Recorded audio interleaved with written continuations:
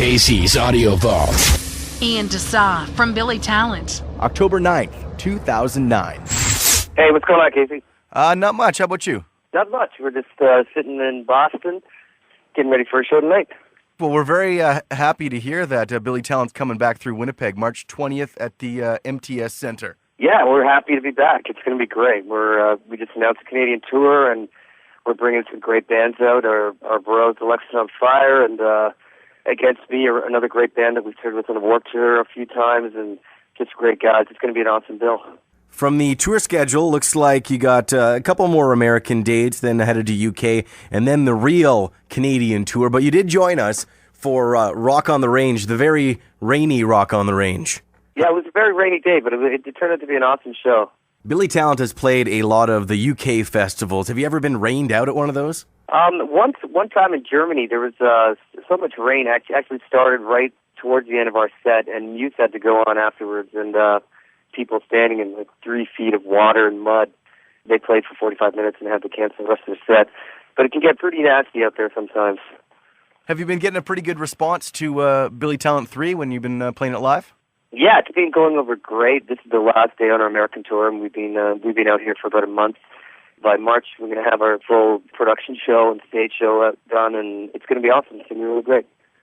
Have you been confronted by any concerns that the sound is different? Because it's a bit of an evolution. I don't think it's a huge difference, but more of a straight-ahead rock sound. Have you heard any complaints?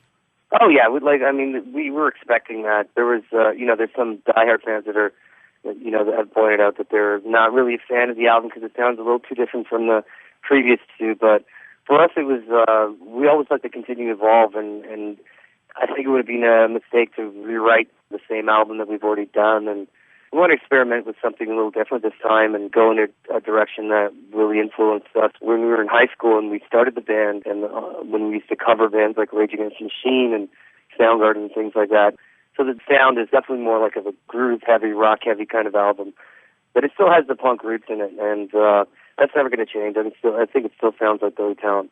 But I definitely heard a little bit of people complaining about the change in sound, but we've also made so many other new fans as well. So I see you're headed to Much Music this weekend. You got a big performance over there. Do you like doing the TV stuff?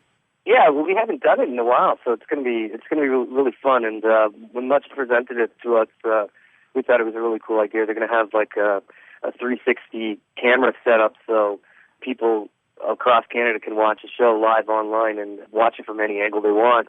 And then the other thing we're doing was the audience can actually pick the set list. So you can text in, you'll be given 3 options of songs. Like you can pick which one you want to hear, and whatever gets the most votes, we're going to end up playing. And all the proceeds from that will go to the Kids Help Fund. Not too long ago, we had Care Failure on the Rock Report from Die Mannequin, and you did a bit of production with her. Is that something that you're trying to get more into? Yeah, that's. I co-produced the last album with Gavin Brown, our album, and then right after that, I was really getting into that. So working with Die Mannequin was awesome. Really got to experiment and kind of prove myself as a producer, and it was a really fun project to work on. And I'm really happy with the results. And their new album sounds awesome as well. I just heard their new one that they worked with Matt Hyde on, and it's a great sounding album. Good people. I guess you can't really think about what the next project is because you're on tour probably for the next year. But anything on the horizon for you to produce? You got your eye on anybody? Yeah, actually, I just in the last couple months when I was home before we started touring, good friends with Cone, the bass player, Sum 41. So he's got a band called Operation MD that it's him and Todd, the guitarist of the band H2O. He plays in The Offspring now, but they have a side project called Operation MD, and I just produced one of their songs from the album. It's going to be coming out later this year. But, every now and then, I love just when I'm home for a couple weeks, just getting in the studio with a band. I may not have the time to do a full record, but it's always fun to go and do a handful of songs. So I guess you guys are going to be at home for Thanksgiving. You got plans to see family and all that? Well, I started a Much thing on Sunday. I think, Monday is great because we're only home for 5 days, so it'll be great to be able to spend Thanksgiving with our families. And then we leave the following weekend. We head over to the UK for a big UK tour. Do they know all the words to the songs over there? I remember when I traveled through Europe and I saw Bad Religion, and it was in Italy, and every single person was singing along. Here in Canada, you get maybe half the crowd. Do you find there's more crowd participation over there? Yeah, in some places they definitely sing louder than the band on stage sometimes. Like especially in Germany, it's really strange just hearing the entire audience singing back "Fallen Lead" with a German accent and really loud compared to some other places. But it's just like really awesome feeling when someone's singing your lyrics back to you, and so we're pretty proud of that. Like being in the UK or Germany or some places in Europe and having the whole crowd sing along is pretty awesome. Some of the super fans of Billy Talent may realize this, but you got the name from a character from Hardcore Logo. And I was talking to Hugh Dillon last week on the Rock Report, and he said there is a script for a sequel to Hardcore Logo. He said he's just not sure if Bruce McDonald can get the money for that. You think this is a good idea? Yeah, actually, we have a copy of the script because we were talking to Bruce, and he's tentatively written us into the script. I think it's a great idea. I think it's awesome. I've read the script. It's amazing. It works. It's going to be awesome. And I'm a huge Bruce McDonald fan, so it'd be great to see him do the sequel to Hardcore Logo.